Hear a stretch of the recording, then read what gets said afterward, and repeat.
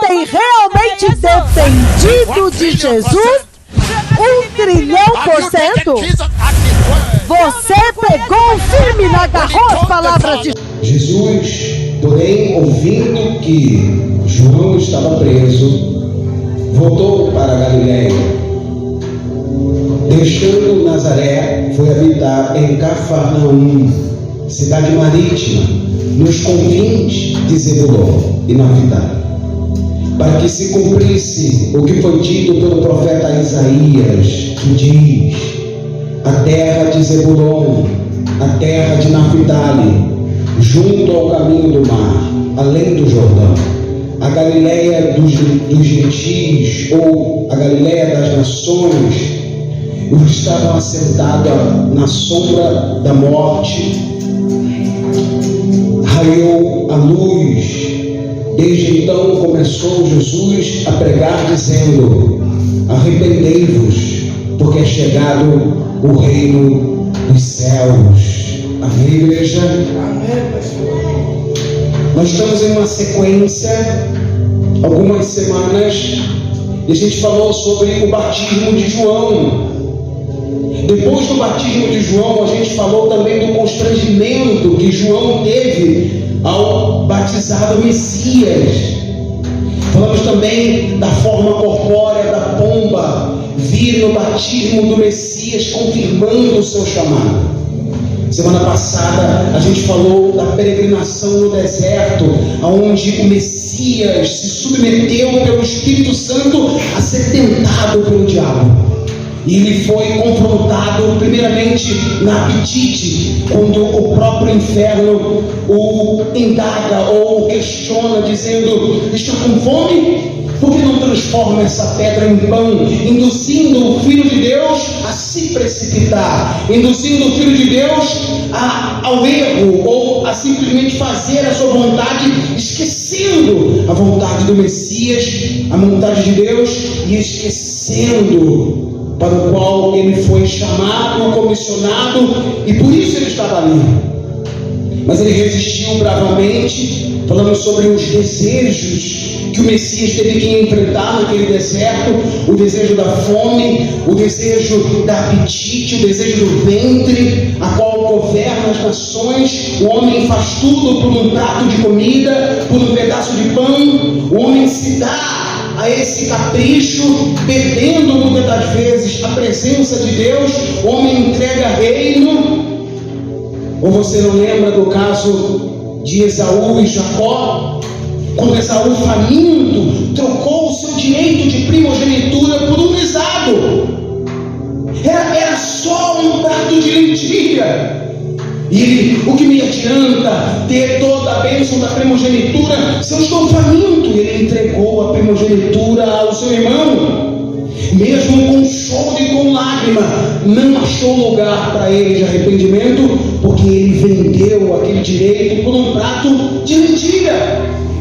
E o Messias resistiu a esse desejo, e o diabo continuou instigando ele na precipitação, quando levando ele até o alto de um pináculo, ou alto mais alto do templo, e disse: se precipita daqui, que os seus anjos darão ordem ao teu respeito, e você não vai tropeçar em pedra alguma, citando o Salmo 91, versículo 11, para que o Senhor Jesus pudesse desobedecer ao comando de Deus, a ordem de Deus, a vontade de Deus. Mas o Messias se colocou firme no seu propósito de Salvador, de salvação, e ele não sucumbiu ao desejo, ele não sucumbiu à precipitação, ele não se deu à precipitação, e ele não disse uma outra coisa a não ser citar a palavra. Também está escrito: não atentarás ao Senhor teu Deus.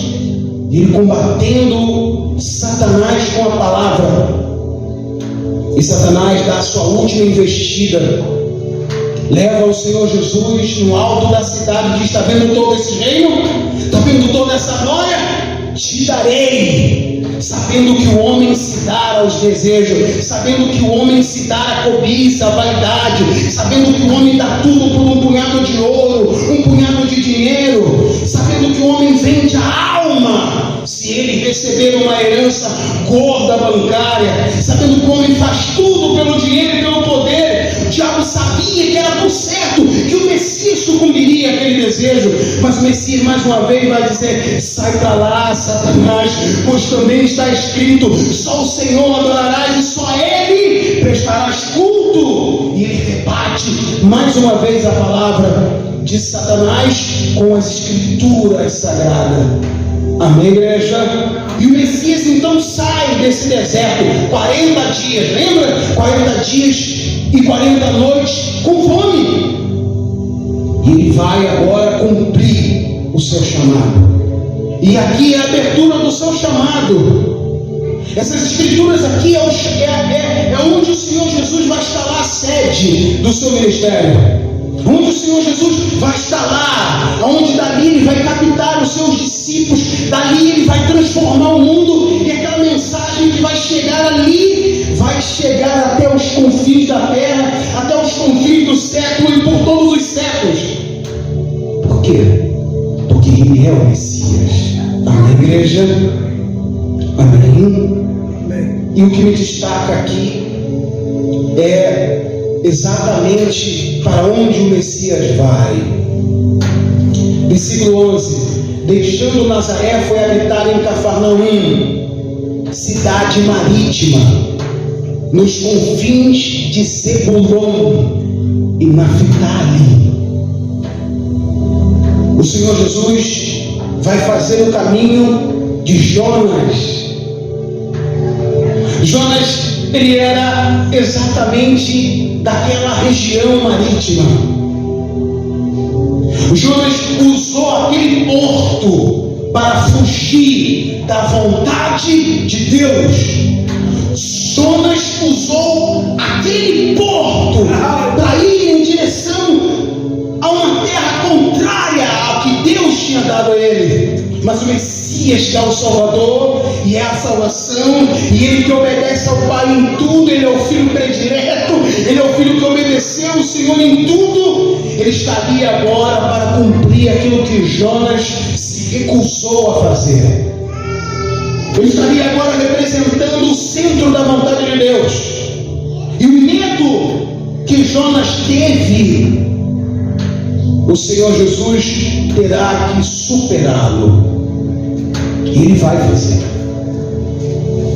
Ele vai ir em direção à cidade marítima, não vai pegar navio para lugar nenhum, não vai fugir da rota, não vai fugir do destino, não vai se vender por prato de pão, não vai se vender por desejo, não vai querer ouro, não vai querer prata, não vai querer dinheiro.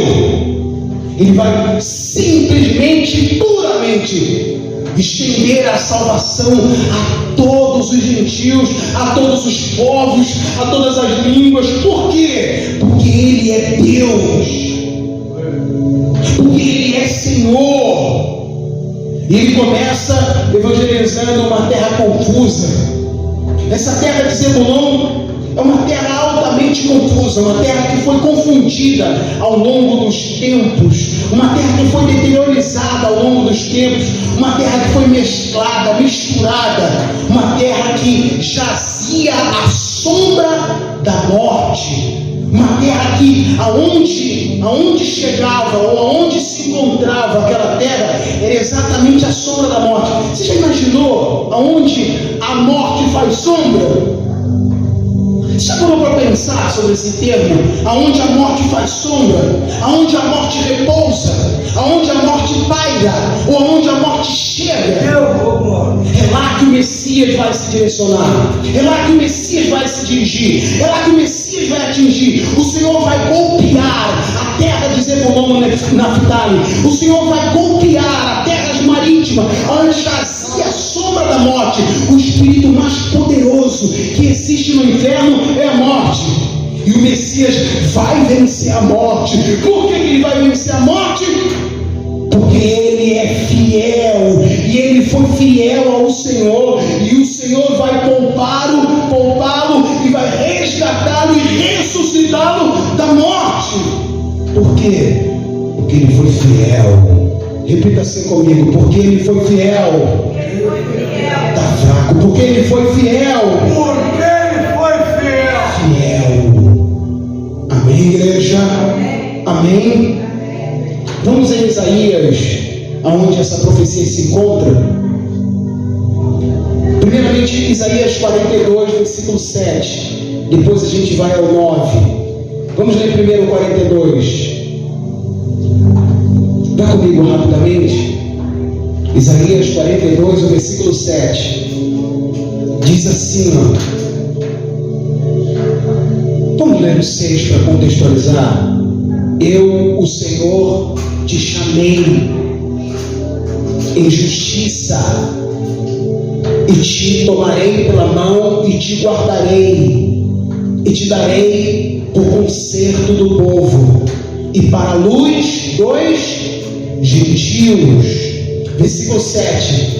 Para ti, ou para abrir os olhos dos cegos, e para tirar da prisão os presos do cárcere, e os que jazem em trevas. Eu sou o Senhor, este é o meu nome, a minha glória, pois a outrem não darei, nem o meu louvor à imagem de escultura. Eis que as primeiras coisas se passaram, e novas coisas vos anuncio. Antes que venham a luz, vos faço ouvir.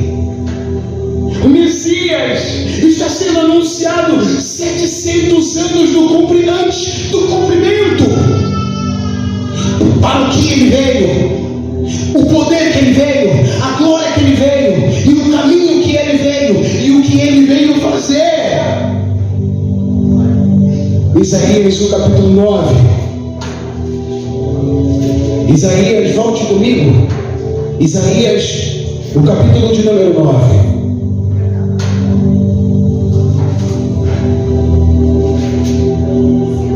O versículo de número 1. Mas a terra que foi angustiada será entenebrecida, não será entenebrecida.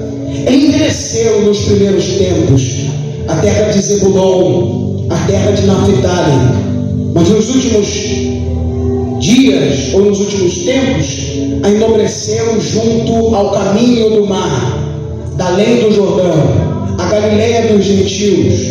O povo que andava em trevas viu uma grande luz, sobre os qual habitavam na região da sombra da morte, resplandeceu uma poderosa luz.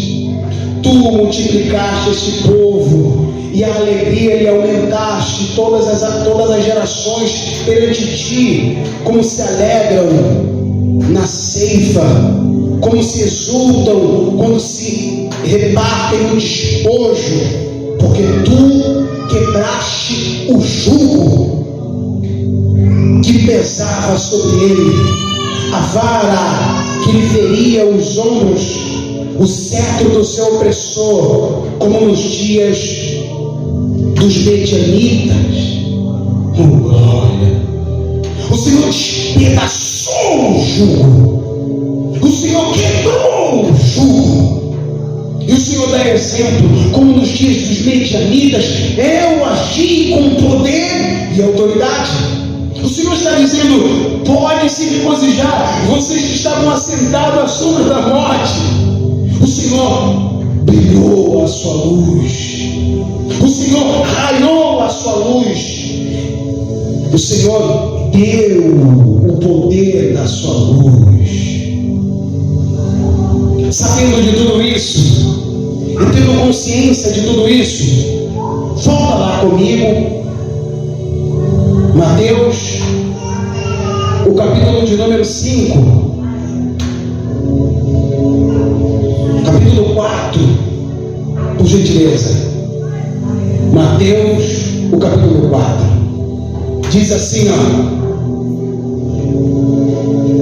versículo 16: o povo que estava sentado em trevas viu uma grande luz, e o que estavam assentados à região da sombra da morte, a luz raiou. Amém, igreja? Amém. Vamos repetir isso aqui, por favor. Ó.